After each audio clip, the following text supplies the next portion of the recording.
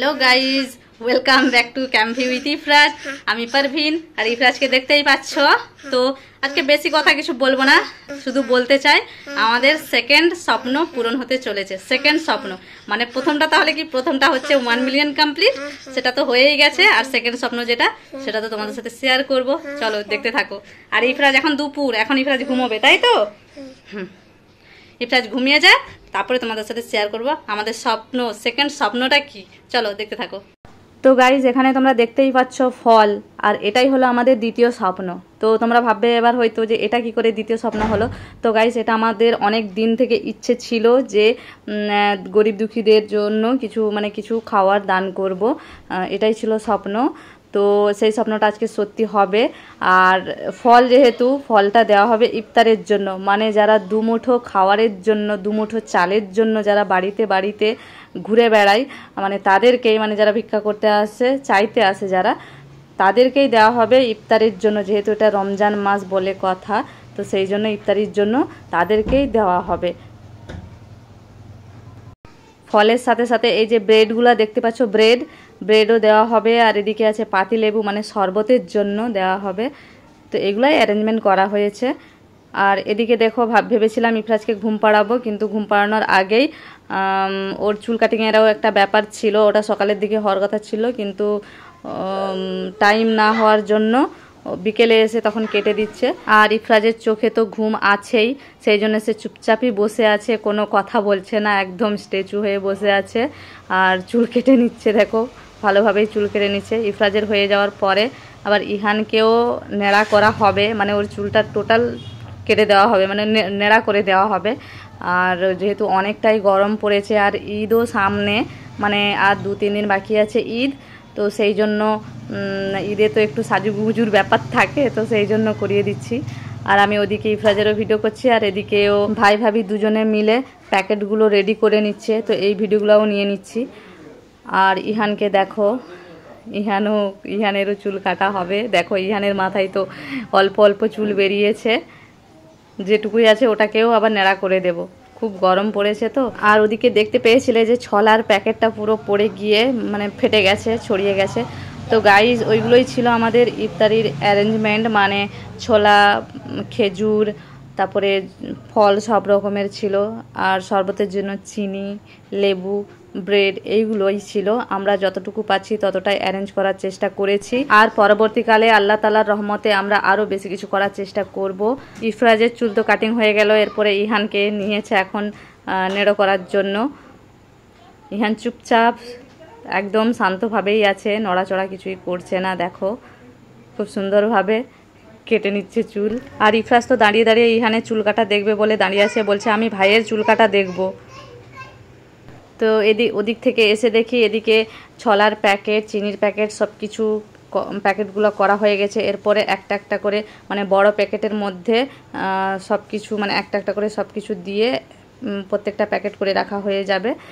মানে অনেকগুলো প্যাকেট করা হবে তো, তো সেই জন্য ভাই এখন ওইগুলোকে প্যাকেট করে নিচ্ছে। আর এই রমজান মাসের প্রথমের দিকেও আমরা দিতে পারতাম, কিন্তু আমরা একটা চিন্তাভাবনা নিয়েছিলাম যে 27 তারিখে, মানে 27টা রোজা হয়ে গেলে, মানে যাকে 27 বলা হয়, ওই দিনটা দিলে বেটার হবে। তো এই ভেবেই আমরা দেরিতেই ইফতারের জন্য এটা অ্যারেঞ্জ করলাম। আর এদিকে দেখো ইহান একেবারে নেড়ো হয়ে গেছে। ইহানকে কেমন লাগছে বলো তোমরা। তো দেখো গাইজ, অনেকগুলো প্যাকেট রেডি করা হয়ে গেছে, আর এটাই লাস্ট প্যাকেট চলছে মনে হচ্ছে। আর দেখো প্যাকেট করতে করতে একজন এসে গেছে, মানে ঘর ফিরছিল, ভিক্ষা করে ঘর ফিরছিল। তো সেই সময় ডেকে নেওয়া হয়েছে ইফরাজ নিজের হাতে।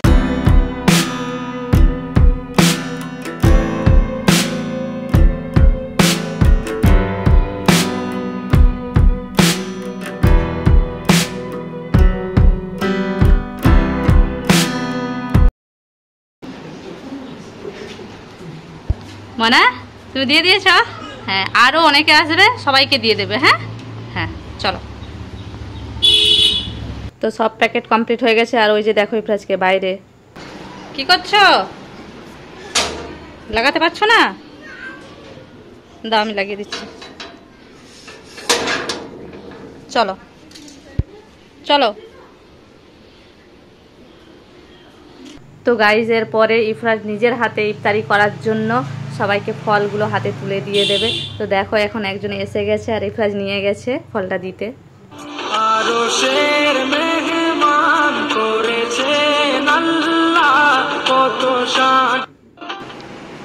এটা দিয়ে দাও, এই নাও।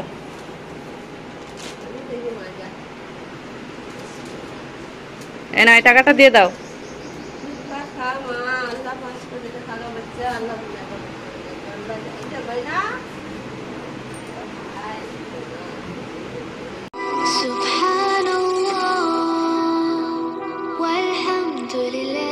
এটা দিয়ে দাও।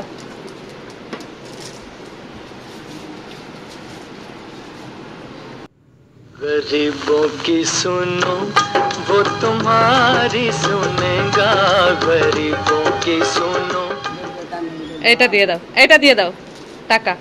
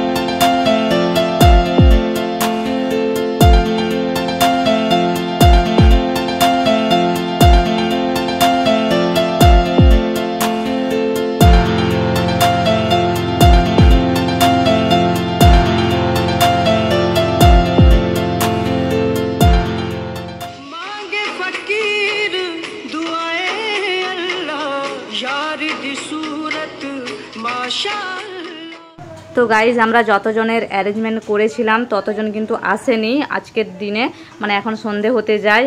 আর যে কয়েকজনকে দেওয়া হয়েছে এখন অবধি আবার কালকে দিতে হবে। তো সবগুলোর ভিডিও তোমাদের সাথে শেয়ার করতে পারবো না। আর ইফরাজও যাচ্ছে, এটাই হচ্ছে লাস্ট একেবারে দেওয়া, আবার হচ্ছে কালকে দেওয়া হবে। আর ভিডিও আর করব না, মানে যতটুকুই করা হয়েছে এটাই ইনাফ আমার মতে। তো ইফরাজ এখন যাচ্ছে, এটাই লাস্ট দেওয়ার জন্য।